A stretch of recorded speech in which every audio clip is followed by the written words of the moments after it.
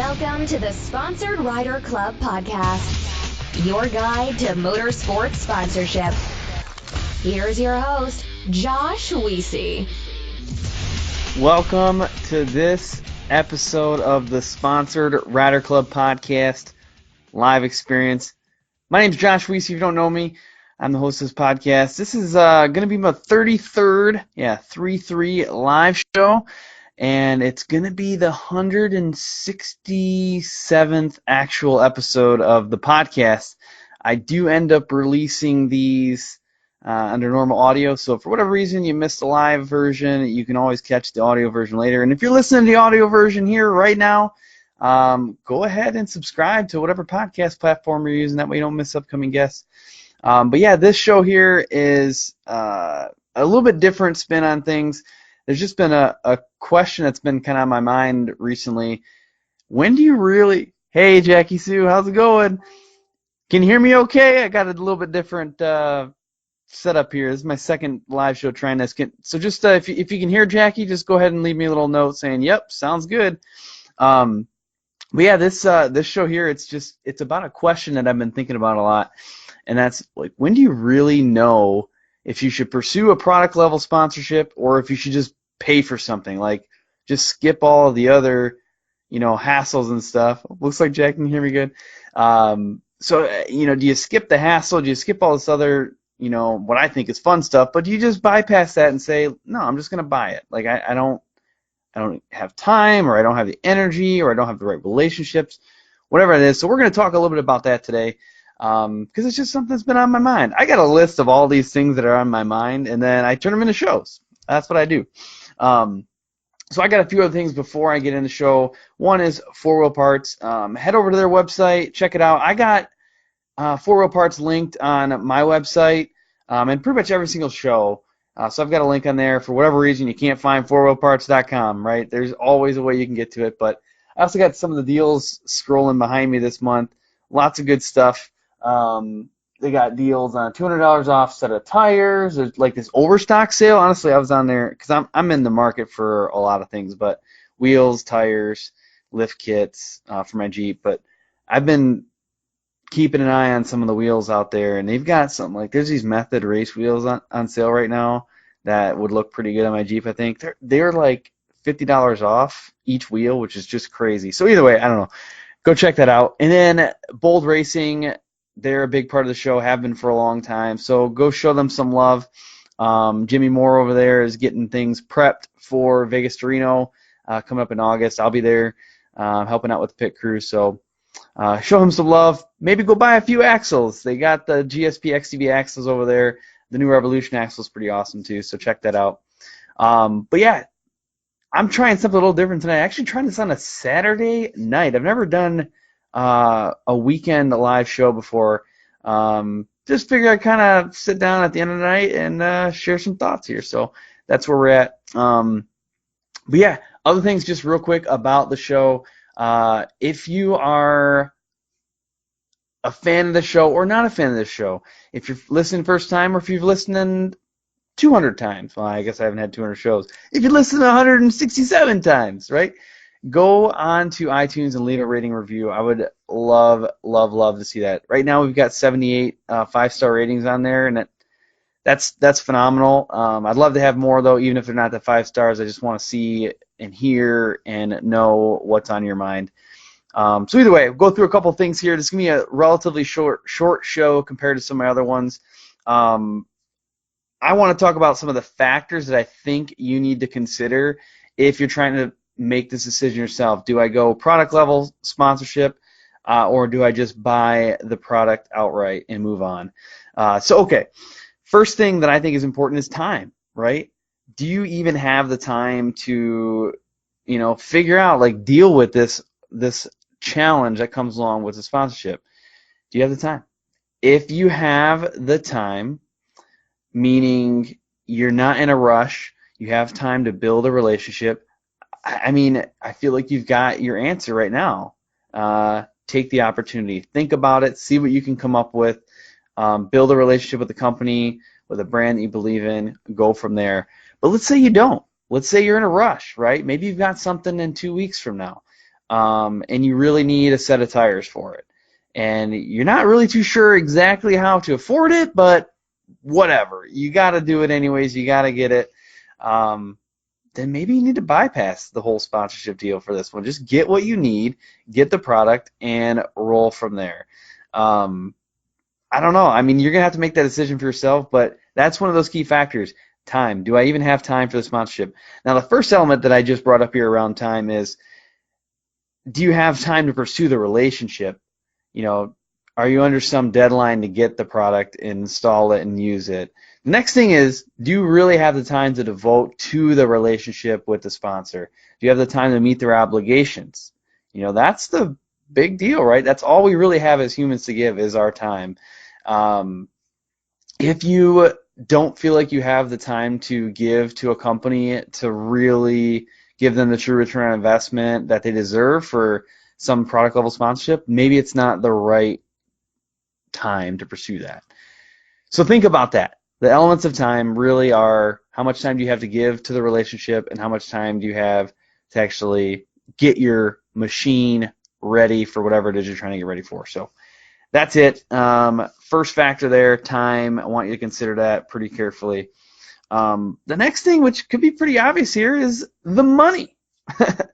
You know, maybe you have a wad of cash lying around. I don't know. I mean, maybe you're just sitting on some dough and you're like, do I really need sponsorship? I don't know. Like, if you're just sitting on all this dough and you don't really want to deal with all these other things, maybe just buy it, right? Maybe you let the next person come along and take on this whole sponsorship deal. Maybe they fill that slot. I don't feel like that should be your, like a limiter. If you're sitting on a wad of cash and you want to go after sponsorship, do it. Like, I'm not going to tell you no, but it just might not be that big of a factor. You probably don't care about listening to this show if you're sitting on a giant wad of cash.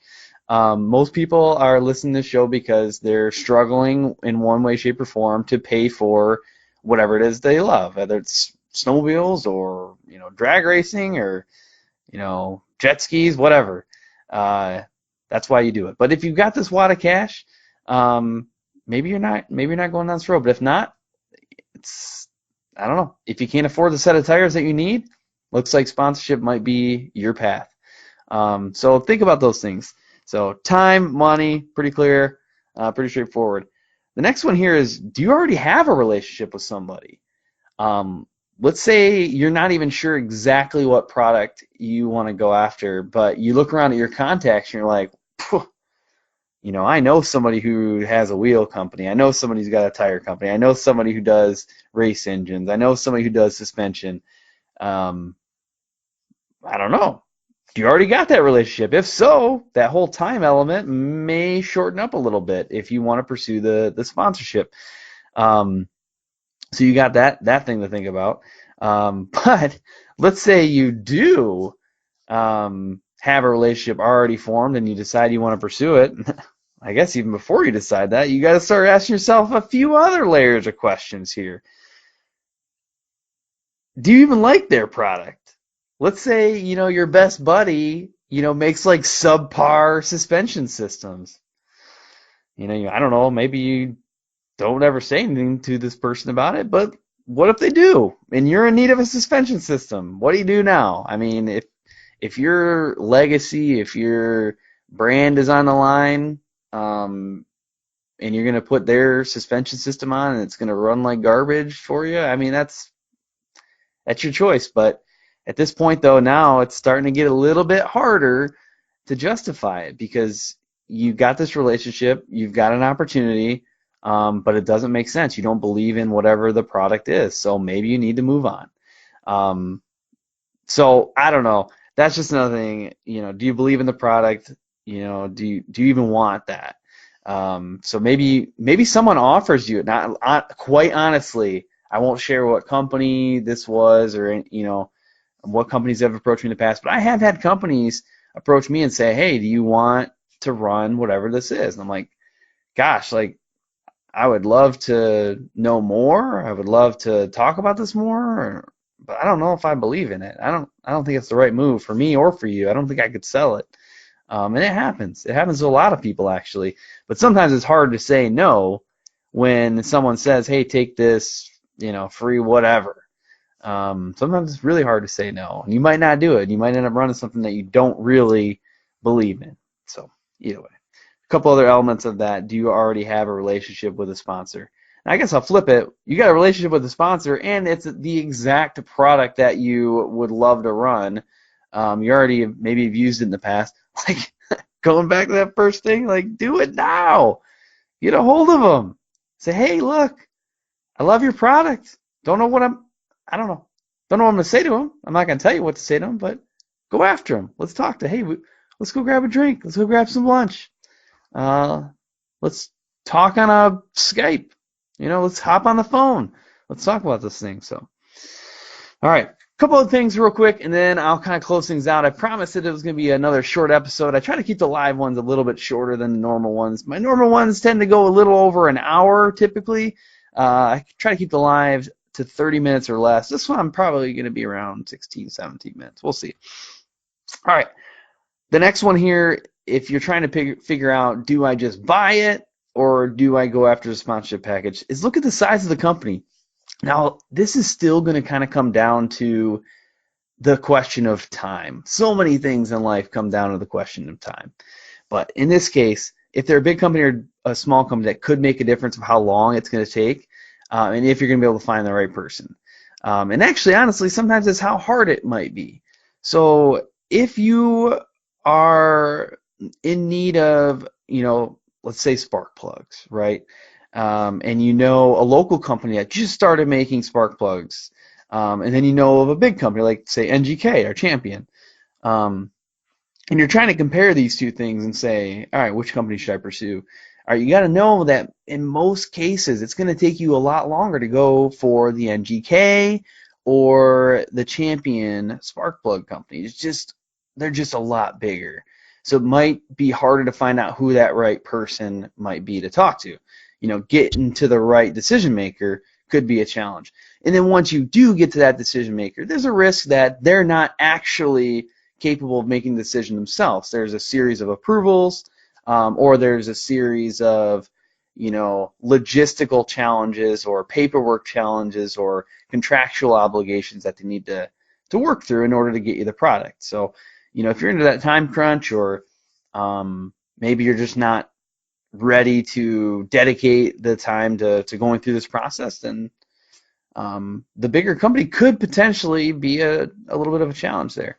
Now, if you're comfortable with these spark plugs from the smaller company, you may be able to get to the owner like that. There's less people in the small companies make decisions. Typically, even the people who you communicate with have some sort of direct line of access or communication access to the main decision maker and sometimes even the owner of the company. And then there's just less processes, less paperwork, less systems that they need to process. So it could go faster, it could be a little bit less effort, and they might have slightly different expectations around, return on investment, because smaller companies, especially in the initial brand building phases, are not ready all the time to track one-on-one conversion of sales, right? They might be ready to just build the brand and just spread the word. So they're not as interested sometimes in I want to know exactly how many sales you made after this. They might just want to say, get my name out there as fast as possible. So yeah, there's tons of different ways to look at that, but really I think that you have to go back to that first question about time. If you are trying to figure this out and you've got some product and you just don't know what to do, go through a couple of these things, ask yourself these questions, but it's still going to come down to the time and the effort that you're ready to put into this whole thing. So I would love to hear your thoughts on this topic. If you're listening to the replay of the live show at any point, go ahead and just type in some questions in the comment section. I go through all the comments that we get, and I can answer those things. You can shoot me an email if you don't really want it to be like a public question. It's josh@sponsoredriderclubpodcast.com. You can head over to the website, and we've got a spot on there, sponsoredriderclubpodcast.com. You can go in and just type a message, and that ends up going to me as well. Yeah, so next thing here, I'm kind of done with the main topic here, but I do want to tell you a little bit about the next show that's coming up. It's going to be very quickly released after this show, and it's going to be right before the 4th of July. Today, if you're listening to the audio version, it is June 29th of 2019. I'm going to get this one released, and right after that, we've got Scott Harden coming on the show. I wish we had enough time in the show for me to tell you all of his qualifications, but he's been, vice president of marketing at KTM. I think he had a 20-year career there. Right now, he's working with Best in the Desert, and he is just I don't know how else to say it, a wizard. He is so competent in motorsports business, motorsports marketing, motorsports sponsorship. He is an active sponsored rider right now for like enduro motorcycles, and he's learned a ton from that standpoint. He's handed out massive sponsorship deals in his previous careers, and then with Best in the Desert, he's working with sponsors to make that whole thing operate as well. So I cannot encourage this more. If you listen to no other episodes, you need to at least listen to this one coming up. It's going to be episode 168. Ooh, hoping I'm getting this right. Should be 168 when that one is released with Scott Harden. And then after that, I've got other ones lined up, tons of shows. And then you can always go back in time. People ask me sometimes what is my most popular show that I've released. The most popular, most downloaded show ever was Blake Wilkie's show, episode 96. Oh, probably should have had that one hammered down before I started talking about it here, but I think it was 96. But either way, you can go on the website, maybe 98. I don't know. Go on the website and you can type in Blake Wilkie, or you can find it on any of the podcast platforms by searching for it. But outside of that, I started getting into Jeep podcasts. So I've brought on, I think, 4 or 5 guests now that have been focused mostly on the Jeep markets. And those have been doing really well, surprisingly well in the downloads. So since doing them, I think my first one was with Brad Kowitz of Trail Recon, and that hopped right into the number 5 most downloaded spot. Shortly after that, I did one with Marco Hernandez of Overland X, and that jumped into the number 10 spot. And they're quickly climbing even those. So I highly encourage people to go check out those episodes too. It's pretty interesting, especially if you're like a backcountry snowmobiler, to go and check out what a Jeep person does. In most cases, they're not racers. They focus purely on the content creation, on the podcast platforms, on the YouTube platforms, social media, but like it's the same fundamental things that they're working through, same challenge that they work through. So either way, that's it. That's the end of the show. I am going to leave you with this. Have fun and ride safe.